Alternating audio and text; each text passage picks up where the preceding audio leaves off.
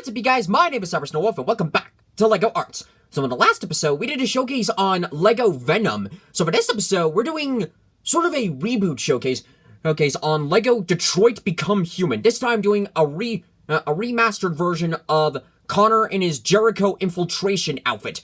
If you recall, like, a while back when I did, like, a couple of Detroit Become Human showcases, the third one was first of Connor in the Jericho outfit, but in a completely different style. He had different fabrics, different paint detailing, and back then it was sort of a test run into the fabrics, like an introduction of how to proceed through certain fabrics, testing out like how they would go on, how I would apply them onto minifigures, and it was good. But now that I've been getting better at fabrics, and after sort of a trick that I found out with fabrics, as well as making hoods for like Devil May Cry 5, I decided to go back and redo Detroit Connor, do him in a new style, add more detailing, and this came out as the final result. So as you guys know the whole drill, we're going to take this minifigure, do a review, and explain my process, why I went with this route, and then go from there. So without further ado, let's get the pedestal out and get this showcase on the road. So if you guys remember on how the first Jericho Connor looked, you can instantly see that there's a lot of difference between both of those figures. And again, back then it was good. It was like a good approach to fabrics, but let's call that one a prototype, because that was how fabrics first started out. Is how, with my first attempt, it was just, I pretty much just took like a couple of pieces of fabric and then glued them on. This time I actually made a coat. Granted, I did have to glue this on again to make sure that the coat wasn't ruined, but it does give the general idea of an actual coat wrapping around all of the torso of the minifigure, from the front all the way to the back neck, which you can see like some of the detailing on here. Okay, wait, hold on. Let's move our light a little bit so you can see some of the detailing work. This time I focused on, the detailing on adding in with the arms and a little bit towards the back. Like you could see some detailing on this clay hood. I decided to use this again because it worked out so well for Nero from Devil May Cry that I decided that, like, I want to try it again. Yeah, and try it again. Do it better. And then adding in more detailing on this arm. And then you could see, like, some detailing on the front of the jacket. I wasn't able to apply all of it because since working with minifigures, and since back then I was using a paintbrush, and doing small detailing could be a pain. With stuff like this, all the detailing isn't on, and when you're working with a minifigure, you're given like a certain amount of room to work with. Alright, actually, yeah, let's put this gun, let's put like this Lego gun aside. He still has it here because I think it's a good, character identifier for this Connor. Well, any Connor in general. The beanie is still the same, but I did give it a new fresh coat of black paint, because the original was kind of chipping off a little bit. But it's still the same head with the LED, which I'm really glad for. So the head is all the same. The torso has changed as well. I can't remove the jacket, but I did kind of touched up a little bit on the torso or so. I did have to repaint the shirt underneath, and then adding in like sort of that's I think it's like a scarf like shirt.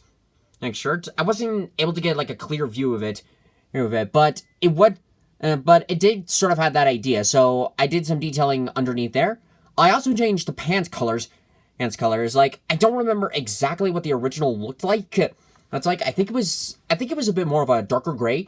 But for this one, I sort of made like my own kind of gray. I took like some sky blue, mixed it in with like a few, with like, I think dark gray and then light gray to sort of get sort of that new color to match it up more with Connor, or like his pants color. I also repainted his boots, to make them stand out more, and make them look nice.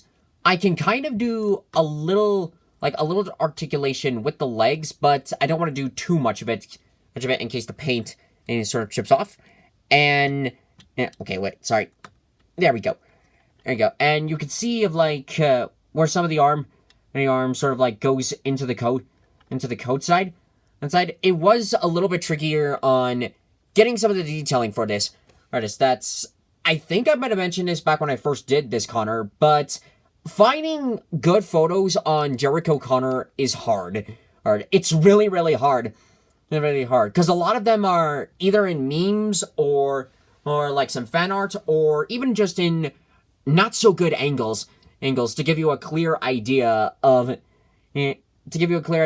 what exactly you're working with.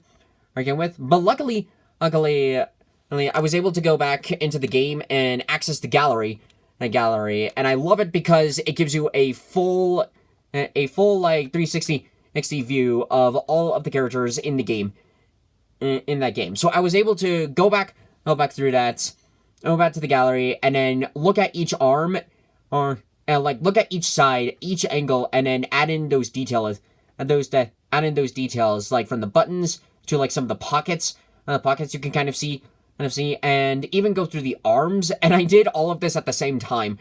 I almost thought about like taking in-game pictures of each and every angle, but I decided that'd take too long. Let's just go ahead and do it all at once, and then come up with like our final results. Which I gotta say, actually, which I gotta say, it actually does look really good. I'm really satisfied with this Connor beforehand. Again, the other Connor, it was good, but I wanted to improve upon it, and I think I succeeded at that. So, this is a really nice upgrade to Connor, for the Jericho Connor, and I'm really satisfied with it. And that's it for this episode of LEGO Arts. I hope you guys enjoyed this reboot showcase. Okay, so again, I'm very proud of how this Connor came out, because it still retains some elements of the original Connor minifigure, but adds in like some new details, and that's what I always look forward to when I'm doing like remasters of some of my old minifigures. So speaking of minifigures, I've begun construction on Devil May Cry Wave 2. I'm planning on doing 2 more showcases.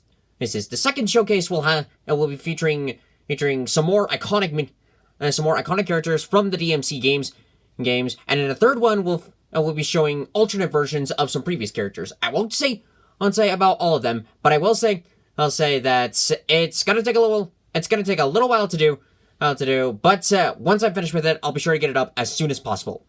And on another note, I don't know exactly when it's going to be releasing. It might be releasing later on today or maybe tomorrow. But Showdown Bandit is scheduled to be releasing sometime this week.